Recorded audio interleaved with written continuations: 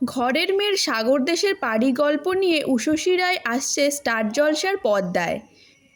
সুতরাং একটি নতুন ধারাবাহিক আসলে যে কোনো একটি পুরনো ধারাবাহিক শেষ হয়ে যায়। এবারও সেটার অন্যথা হলো না। গৃহপ্রবেশকে জায়গা করে দিতে শেষ হয়ে যাচ্ছে স্টার জলসার এই জনপ্রিয় ধারাবাহিক। চলতি বছর জানুয়ারিতেই সম্প্রচার শুরু হয়েছিল চিনি ধারাবাহিকের। মাস ঘুরতেই বদলানো হয় নায়িকার মুখ, কিন্তু তাতেও লাভ হয়নি। ডিসেম্বরের শুরুতেই আসছে নতুন মেগা। গৃহপ্রবেশকে জায়গা করে দিতে স্টার জলসায় বন্ধ হয়ে যাচ্ছে চিনি ধারাবাহিকটি। পর্দায় চিনি অর্থাৎ বিজয় লক্ষ্মী নিজে এই খবর জানিয়েছেন এক সংবাদ মাধ্যমে। আগামী 25 তারিখ অর্থাৎ সোমবার শেষ দিনে শুটিং সারবেন চিনি ধারাবাহিকের সদস্যরা।